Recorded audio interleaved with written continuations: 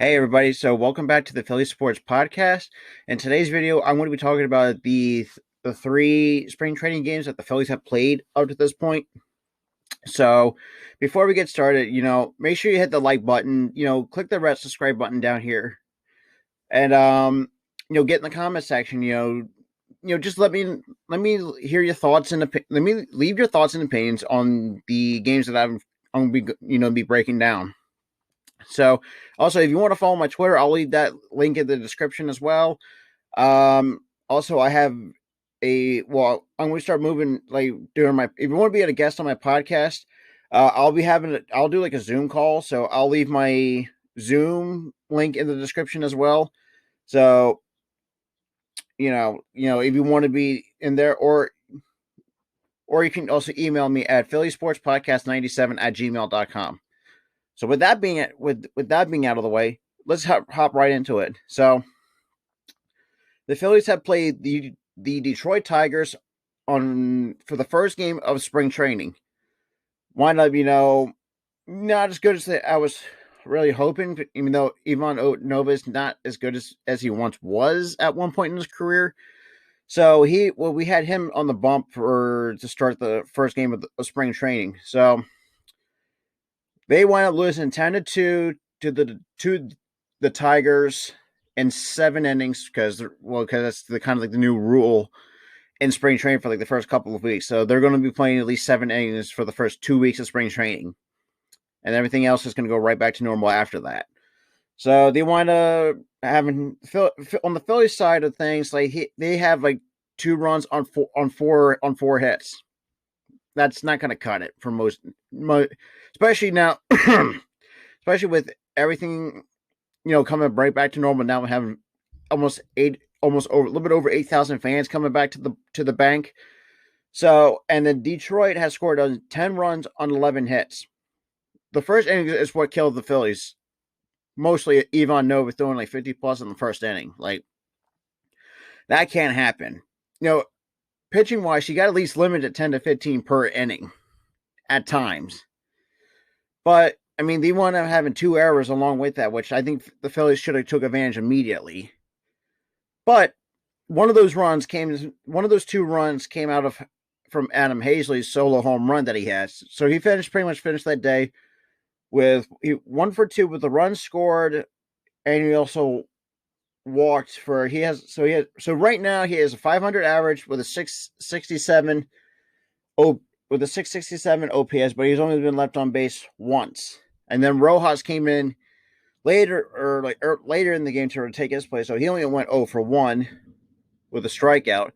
Kingery was pretty much our second baseman for that game, and I know people are going to give him a lot of crap because of the COVID shortened season. Like he had, you can't really fault him for having, the virus. It takes a while to, to get back into shape.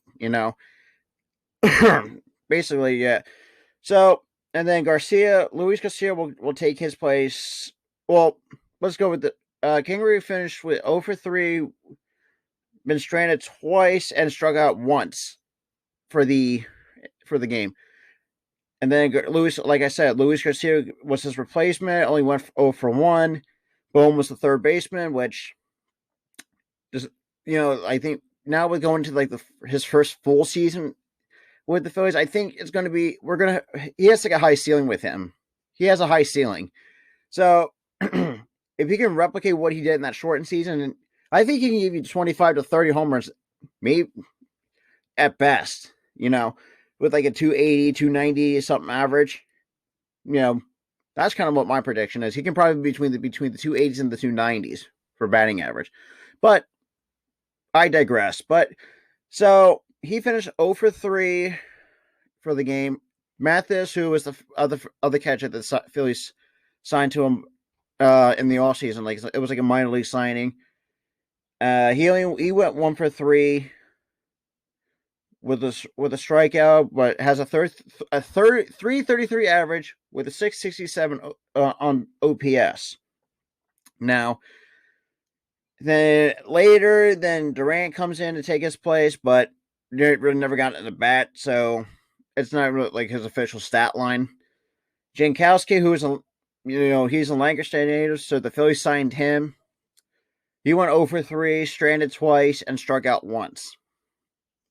Chatham, who's a guy that we got out of the Boston Red Sox trade, or I think we picked him up on waivers. Don't quote me on that. If you can, let me know in the comment section about that. And then he only went 1 for 2 with a run scored, struck out, they at least struck out once, and only been stranded on base twice. So basically, he has his average is still at 0, along with his OPS. And then Ortiz takes a spot in the outfield in right field. Actually, I'm sorry. In right field. And then Chatham, who was the starting shortstop, he went one for 2. Wait, yeah, 1 for 2 with the stranded on base twice. Struck out once, but he has a 500 batting average but a 0 OPS, which is weird to say the least. And then Bryson Stott, who I think most Phillies fans are really excited for, when Didi hopefully hits the free agent market after his second season here. Well, technically it'll be his third season since we signed him to a 1-year deal last year. But he only went 0 for 1 with a strikeout. Moniak was her left fielder. He went 1 for 2 with a 500 and struck out once. Struck out once with a 500 batting average and a 500 OPS. And then Marchand was the DH. And then Hall was pretty much our starting first baseman for that game. So, in the end, Nova wound up getting the loss. He only pitched third of an inning, gave up 3 hits, all 5 earned runs, with 2 walks, a strikeout, and a homer. Eesh. But his ERA has inflated to 135.00. Then Hennigan comes in, pitches 2/3 of an inning, gave up 1 hit, 1 run, which is an earned run, walked 3, but he has an ERA of 13.5. Hale comes in, pitched 1 full inning with 2 hits, gave up 2 hits, 1 earned run, wind up walking 1, striking out 1, but has an ERA of 9. Now, before I go any further, these games don't mean nothing, until the regular season starts. You get my point here. So, spring training is it's basically like a practice season kind of. It's a baseball practice season concept. Even though it's only for 3 weeks, but I mean, you can't really make a big deal out of it. You get what I'm saying? But other than the fact, there's potential players that could probably make the big league roster, other than the bullpen, on the bench, or hell, even the rotation. Now, the next game that they played, give me 1 second here to check my notes here. They played against the Orioles, which obviously they finished in the 4-4 tie. But it was a really close game, though. I'm not the only difference is the Phillies out hit the Orioles by 2 hits, but they only had an error on the line so far. Joyce, let's talk Matt Joyce in that game. I know he's a minor league or on a minor league deal, but he was an invitee to spring training, or a non-roster invitee. I think in my prediction, I think he could make the roster, because he's known as a defensive outfielder, but he's got some pop when you really needed the most. It's sneaky pop, basically. So they wind up finishing with the tie, so that moves them to 0-1-1. I mean, there's a lot of growth.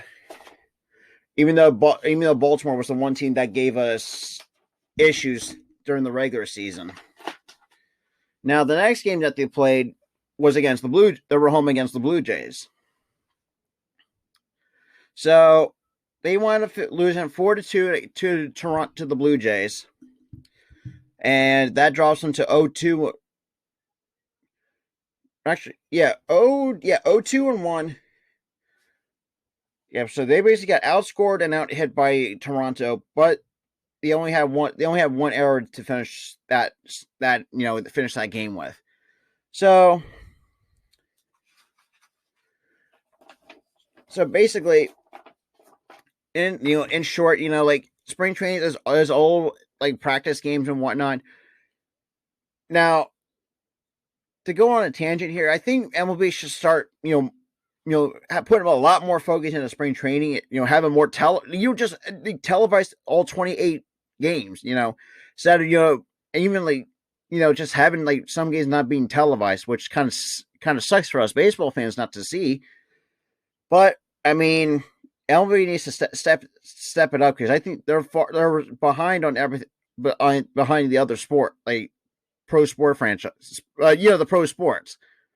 So I hope you guys like this video. So make sure you leave a like on it, subscribe.